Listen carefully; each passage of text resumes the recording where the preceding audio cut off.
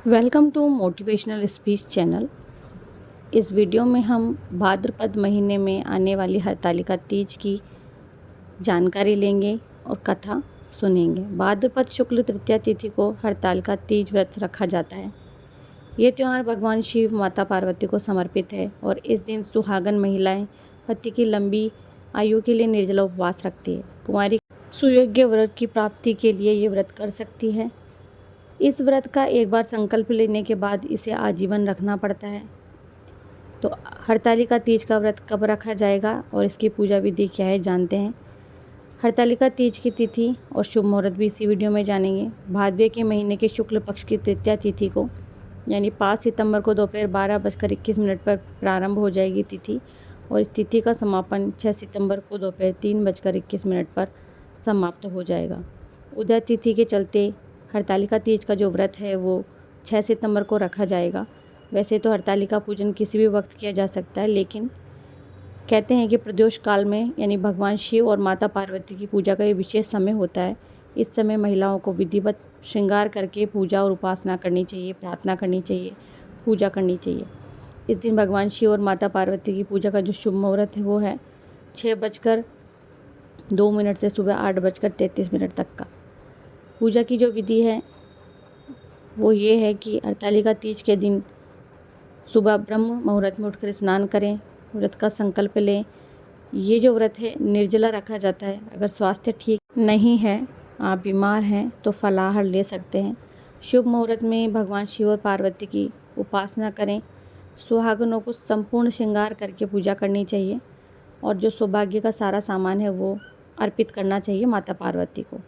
और फिर आप अपनी मनोकामना पूर्ण करने के लिए भगवान से प्रार्थना कर सकते हैं। इस दिन शाम के समय प्रदोष काल में शिव पार्वती का पूजन करके आप उन्हें फल, फूल, मिठाई, वस्त्र, सुहाग का सामान, धूप, कपूर सभी अर्पित करें। फिर विवाहित स्त्रियां अपनी सास को सौभाग्य की वस्तु देकर उनसे आशीर्वाद लेती हैं और दक्षिणा देती हैं। भगवान शिव और माँ पार्वती की संयुक्त पूजा करने के बाद ही इस व्रत का पारण करें। इस दिन रात्रि जागरण और भगवान शिव के मंत्रों का जाप भी आप कर सकते हो। अब जो इसकी कथा है वो जान लेते हैं। कथा से पहले एक बात बता दूं कि माता पार्वती की जो प्रतिमा है अगर आपके पास पीतल में है तो ठीक है, और अगर नहीं है तो आप बालू मिट्टी या चिकनी मिट्टी से भी शिव पार्वती की जो है प्रतिमा बना सकते हैं। नहीं तो आप कुम्हार के यहाँ से भी लेके आ सकते हैं।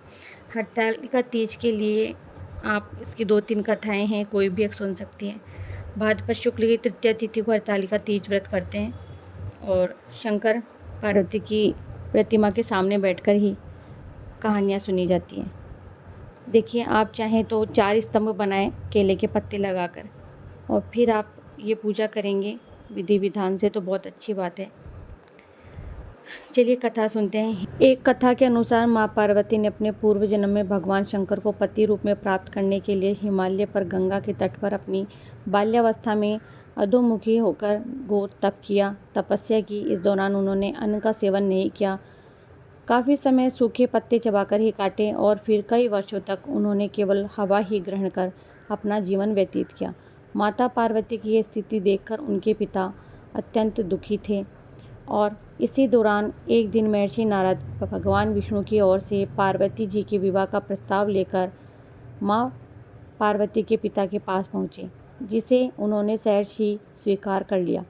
पिता ने जब बेटी पार्वती को उनके विवाह की बात बतलाई तो वे बहुत दुखी हो गए, ज़ोर ज़ोर से विलाप करने लगी। फिर एक सखी के पूछने पर माता ने उन्हें बताया कि वह ये कठोर व्रत भगवान शिव को पति रूप में प्राप्त करने के लिए कर रही है, जबकि उनके पिता उनका विवाह श्री विष्णु से करवाना चाहते थे। तब सहेली की सलाह पर माता पार्वती घोर वन में चली गई और वहाँ एक गुफा में जाकर भगवान शिव के लिए आराधना में लीन हो गई। माँ पार्वती की इस तपस्विनी रूप को नवरात्रि के दौरान माता शैलपुत्री के नाम से जाना जाता है। भाद्रपद शुक्ल तृतीया तिथि के हस्त नक्षत्र में माता पार्वती ने रेत से शिवलिंग का निर्माण किया था और भोलेनाथ की स्तुति में लीन होकर रात्रि जागरण किया था।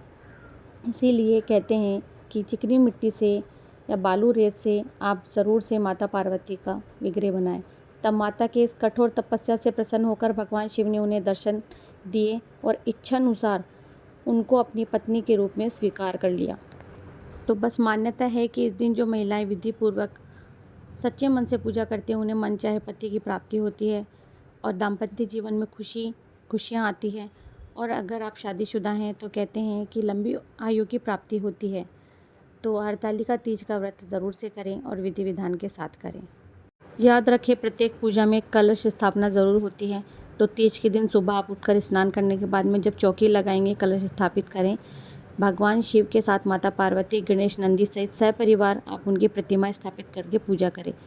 शिवलिंग है तो ज़रूर से रखें और गंगा जल, बेलपत्र, भांग, धतूरा, मल्यगिरी, चंदन या अक्षत ज़रूर से प्रभु को तिलक लगाकर माला अर्पित करें। कथा सुने, धूप दीप से शिव परिवार की आरती करें। पूजा जैसे संपन्न हो जाती है, भोग लगाएं, अंत में क्षमा मांगे, परिवारजनों को प्रसाद बांटे, खुद भी ग्रहण कर सकते हैं और जो परिवार में बड़े हैं बुजुर्गों का, बड़ों का आशीर्वाद ले, पैर छुएं।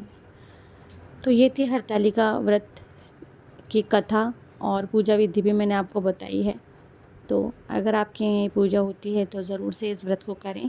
कोई भी व्रत पूजा हो विधि विधान के साथ में करना चाहिए, पूर्ण श्रद्धा और भक्ति के साथ में करना चाहिए।